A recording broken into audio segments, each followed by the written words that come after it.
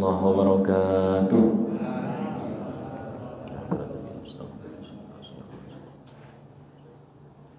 Al-Fatihah.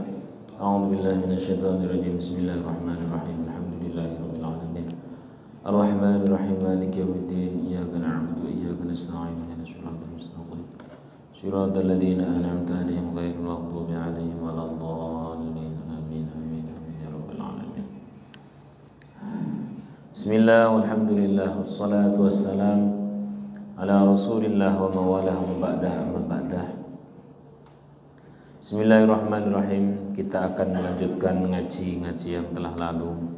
Seingat saya kemarin sebelum umrah itu bahas ini ya, jadi ini ada tandanya GKN sampai sini di masjid ini. Bismillahirrahmanirrahim. Qala al-muallif rahimahullah ta'ala wa nafa'ana bihi wa bi'ulumihi wa bi asrari fid dharain amin.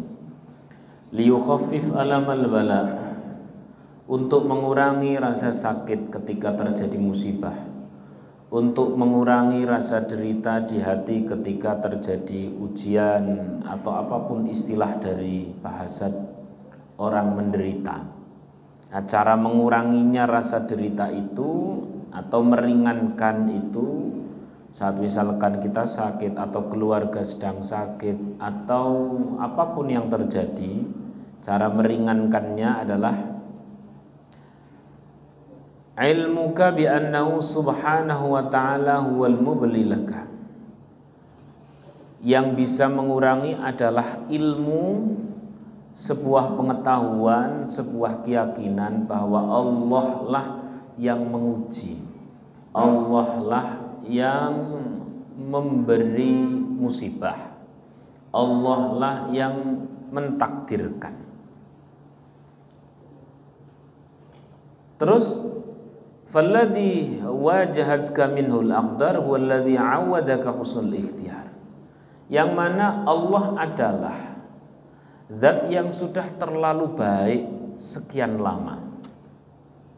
Ya, kalau saya analogkan simpel jadi begini. Misalkan ada nganten anyar, malam-malam dia keluar rumah, di teras rumah pas listrik mati. Tiba-tiba dari belakang itu dikageti atau dijeger sama mertua. Hei, kaget. Saat itu menantu kaget, koyo meneh nesu. Oh, ini nesu. Tapi begitu nengok, ternyata yang ngagetin siapa tadi? Mertua. Sido nesu no mboten, Pak. Nggak jadi ya, bapak ngono. Ora sido nesu. Ndak jadi jengkel. Kenapa? Ternyata mertua yang sudah ngasih siapa? Anaknya. Sido nesu. Sama Bapak Ibu rahimakumullah, ini hanya merupakan cara mudah untuk memahami. Saat tiba-tiba kita sakit gigi itu kan ya lebih baik sakit gigi daripada sakit hati. Sakit gigi luar biasa. Pada saat pemahaman kita, ilmu kita masih terus berkutat gara-gara dingin, gara-gara tadi makan es, gara-gara salah obat, gara-gara dokter ora beres, gara-gara anak yang sini lagi sakit gigi rewel, gara-gara itu pemahaman kita masih berkutat hanya antar makhluk, Pak. Ceritanya ndak hilang-hilang, Pak. Ceritanya ndak hilang-hilang. Gara-gara kemarin istri itu angel dikandani kon masak iki kok ndadak masak iki. Wah, itu ndak ada habis-habisnya cerita itu. Tapi begitu kita yakin bahwa yang mentakdirkan sakit gigi adalah Allah, yang mana padahal Allah telah sekian lama memberikan nikmat yang tak terhitung. Yang sakit satu, Pak, itu pun cuma sehari 2 hari. Padahal Allah ngasih gigi itu jumlahnya total berapa? Berapa, Pak? Total jumlah gigi itu pinten, Pak? Saya malah enggak tahu.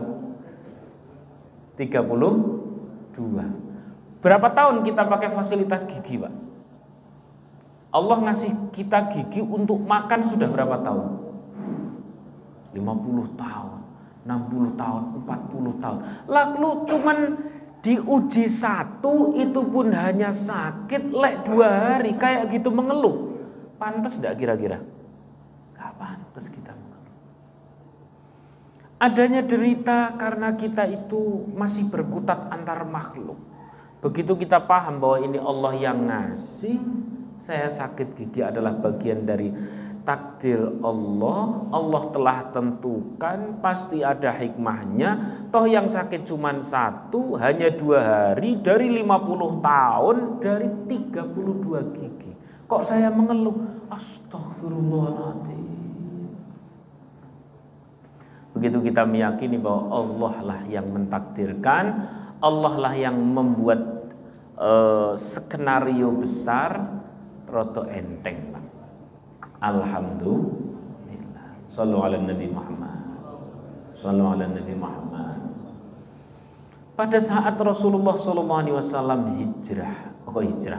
saat Rasulullah SAW Isra Mi'raj, pernah diperlihatkan bahwa di neraka itu yang paling banyak siapa, Pak? Jangan jawab sing seru ngeten. Siapa, Pak? Perempuan. Ternyata bukan. Yang paling banyak di neraka itu adalah orang yang kurang bersyukur. Dari jenis perempuan sih. Itu benar itu begitu. Kenapa? Apakah mereka tidak beriman kepada Allah? Oh, beriman. Apakah mereka itu tidak mengingat-ingat nikmat Allah? Barangkali mengingat. Tapi gara-gara apa?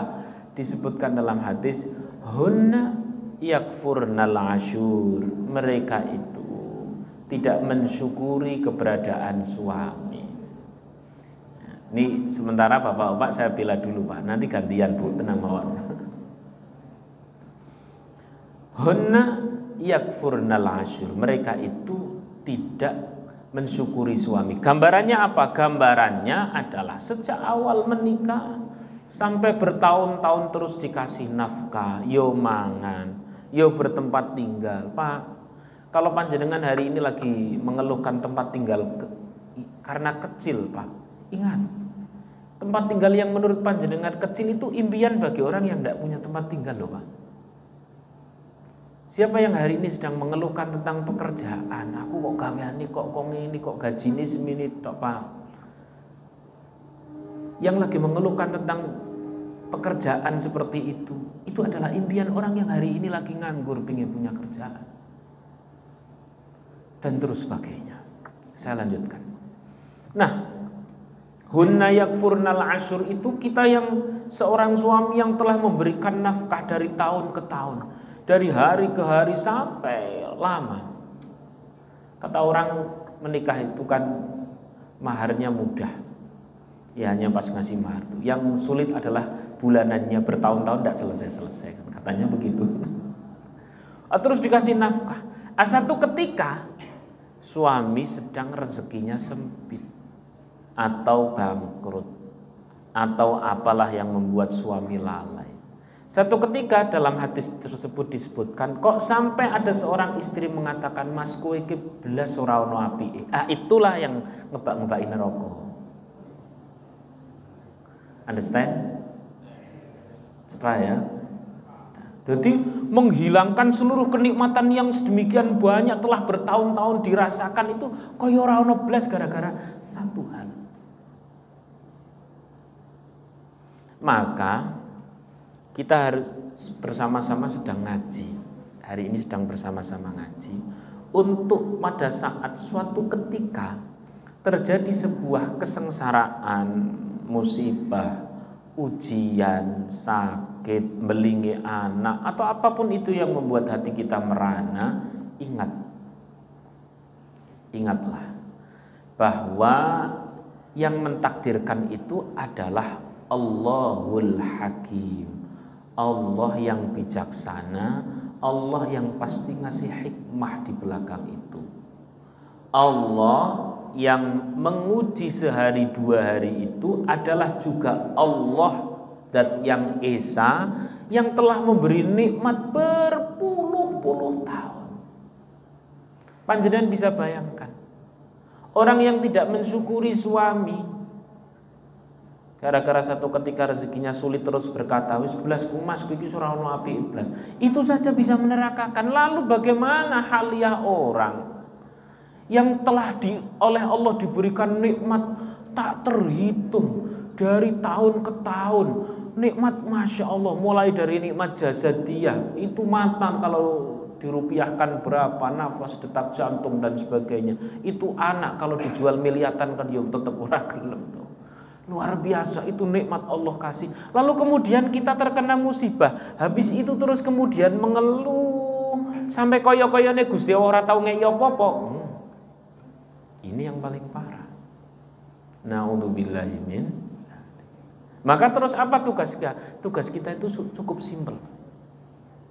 Kalau kepada Allah ya tadi itu, saat terjadi musibah disuruh ngiling-ngiling nikmat aja. Sama ibu, kalau jenengan rasani rotok koyo-koyo ini lagi rotok sebel gitu sama suami gitu, disuruh ngiling-ngiling api. Demikian pula diwalik.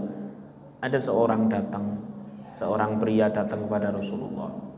Ya Rasul, istriku tuh begini. Kata Rasulullah, walaupun begitu dia itu pasti ada baiknya.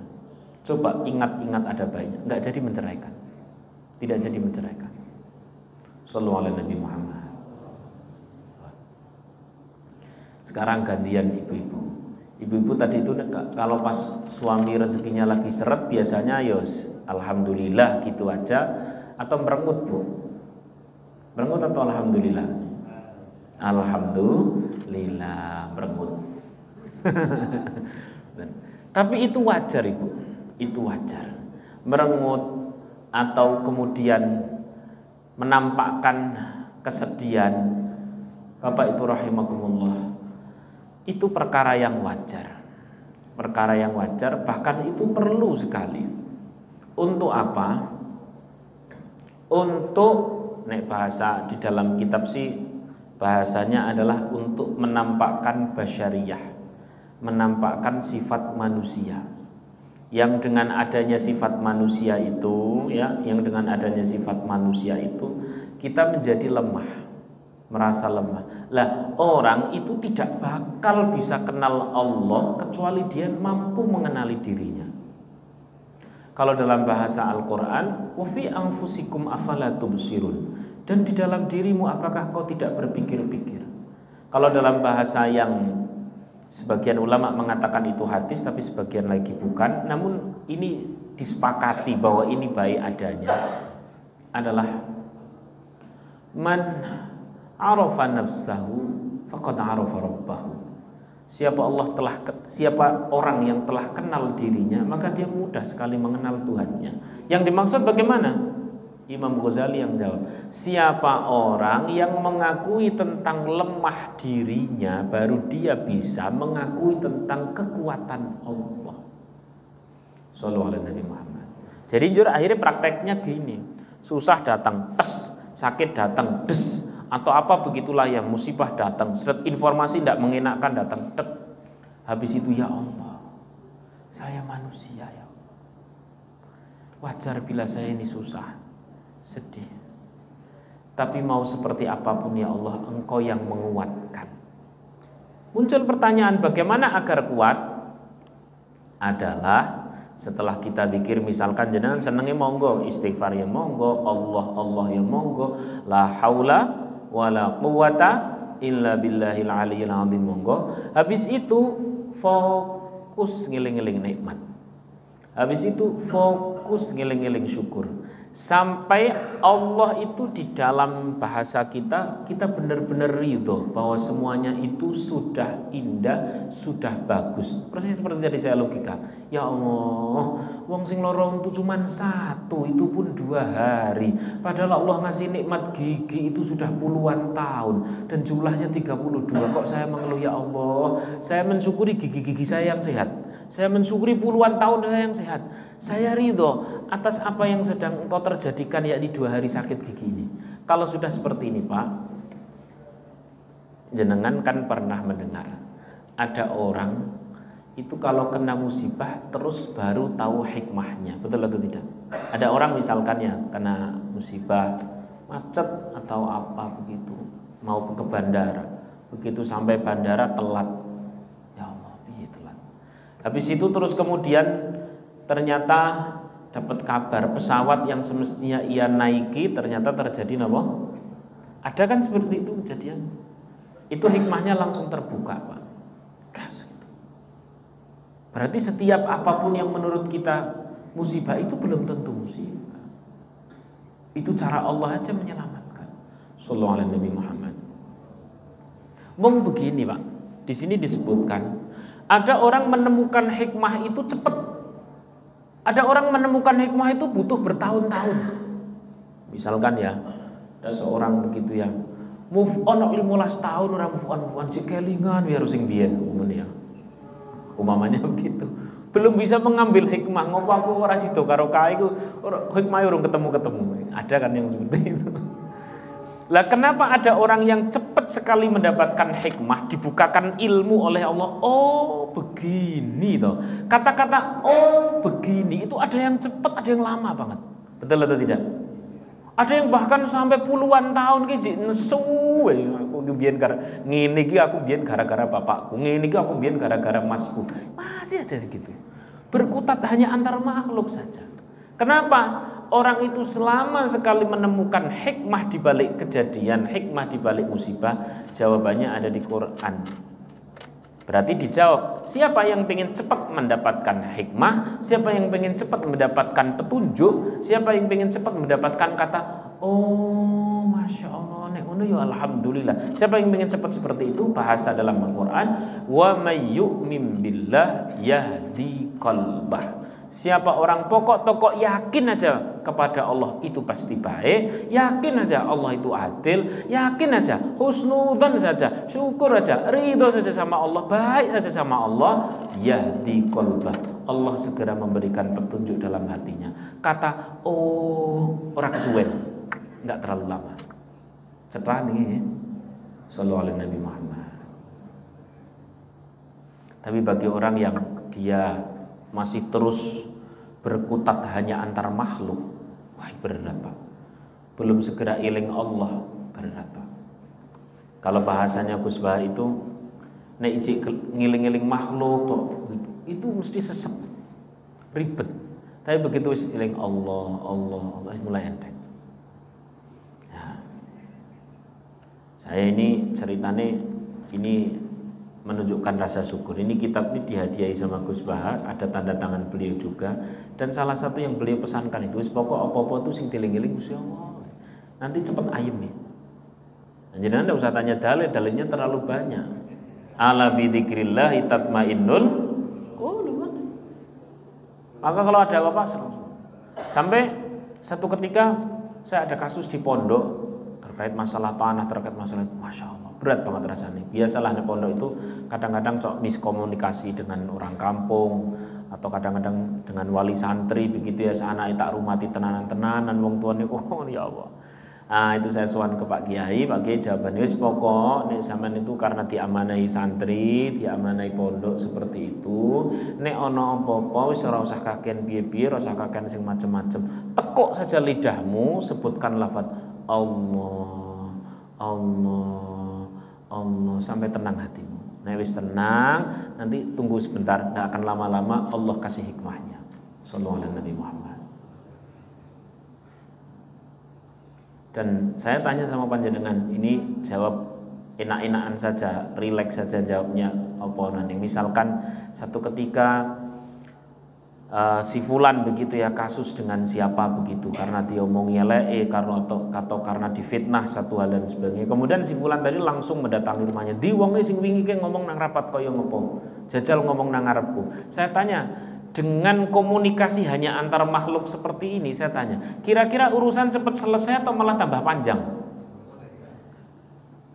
Selesai atau malah tambah panjang? Wih, malah tambah panjang ya. Tambah panjang. Orang rambungnya malahan. Karena begini Pak, orang itu apalagi sesama makhluk ya, itu sulit sekali. Yang namanya seimbang itu sulit sekali. Kalau saya misalkan nyenggol panjenengan, ini kadar senggolannya adalah 2 kilo. Kira-kira nek jenengan nesu begitu, nyenggol saya itu kira-kira balasnya 2 kilo atau berapa? Oh, berapa? 3 kilo ya. Berarti susuk piro? 1 kilo. Kan saya harus nyenggol lagi. Nyenggolnya kira-kira 1 atau berapa? Wah, langsung 5 5 berarti susuk 4. Kono terus nyenggol kene piro? Wah, ndak ada selesainya. Insyaallah. Sallallahu alaihi Muhammad. Maka ayo bareng-bareng kita melatih komunikasi kita dengan Allah Subhanahu wa taala.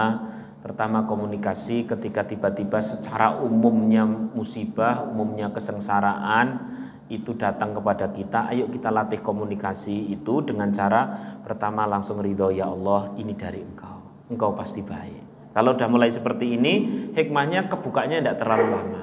Habis itu biar lebih enteng lagi, diingat-ingat nikmatnya, diingat-ingat Gusti Allah ini sudah terlalu baik lah, sudah terlalu baik ngasih kita yang sampai hari ini seperti ini, pol api aneh lah. Karena kalau kita selalu transaksional, terus kemudian Allah juga bales ke kita transaksional, habis kita Pak. Ini kan semua di sini yang dari sini wajah orang soleh-soleh semua ini kan ya. Ini wajah-wajah ahli tahajud kayaknya. Jam 2 sudah bangun, kamar mandi terus. Jadi makanya nih jam segini rotok ngantuk kan ya perkara wajar, mungkin persiapan tahajud nanti malam kan ya. Dan wajah-wajah nunggu adzan lah ini sepertinya, nunggu adzan ya. Nunggu adzan atau nunggu qomat biasanya. Lah, misalkan ada nih orang yang dia itu sangat sregep mengibadah. Sebut saja selalu lebih di depan imam, terus pokoknya nangarpe imam lah, secara waktu nangarpe imam secara tempat tidak boleh, secara waktu paling gasik sholat 5 waktu itu disiplin banget. Sekarang saya tanya, disiplin siapa? Dengan Allah yang tidak pernah telat ngasih detak jantung, denyut nadi, nafas, rezeki dan sebagainya. Kira-kira disiplin sholat kita atau disiplin Gusti Allah ngasih detak jantung? Disiplin Gusti Allah kan.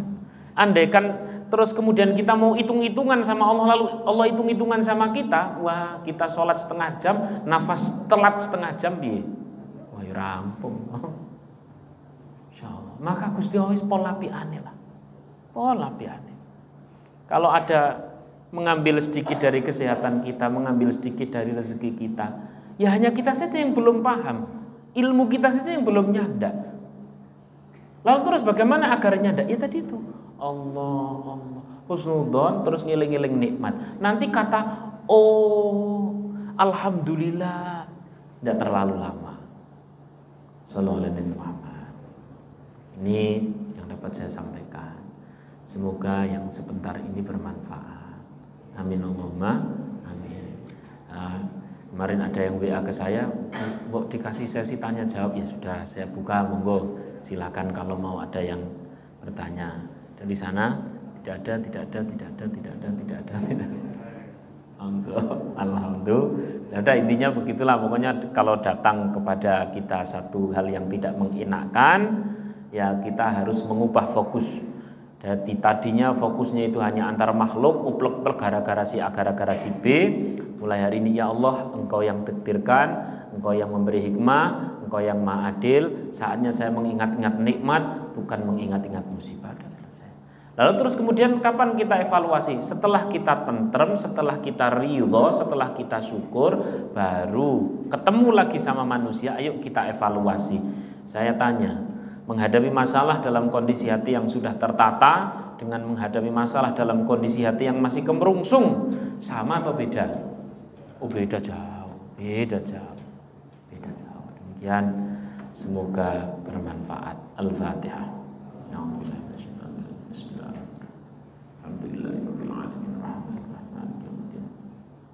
Iyyaka na'budu wa iyyaka nasta'in. Ihdinas siratal mustaqim, siratal ladzina an'amta 'alaihim ghairil maghdubi 'alaihim waladdallin. Amin. Bismillahirrahmanirrahim. Alhamdulillahirabbil alamin. Hamdan yuwafi ni'matahu wa mazidah. Ya Rabbana lakal hamdu kama yanbaghi li jalali wajhika wa 'azimi sultanik. Subhanaka la nuhsi thana'an 'alaika anta kama athnayta 'ala nafsik. Wa lakal hamdu hatta tarda, lakal hamdu idza radita, wa lakal hamdu ba'da ridha. Allahumma shalli 'ala sayyidina Muhammadin fil awwalin wa sallim 'ala sayyidina akhirin.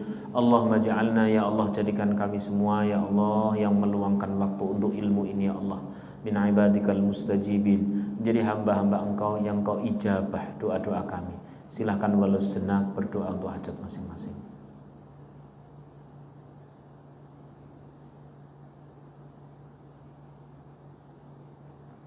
Rabbana atina min ladunka rahmah wa hayyi lana min amrina rasyada. Rabbana atina fid dunya hasanah wa fil akhirati hasanah wa qina adzabannar. Sallallahu ala sayyidina Muhammadin wa ala alihi washabbihi wa baraka wasallam. Subhana rabbika rabbil izzati amma yasifun, salamun alal mursalin walhamdulillahi rabbil alamin. Al-Fatihah.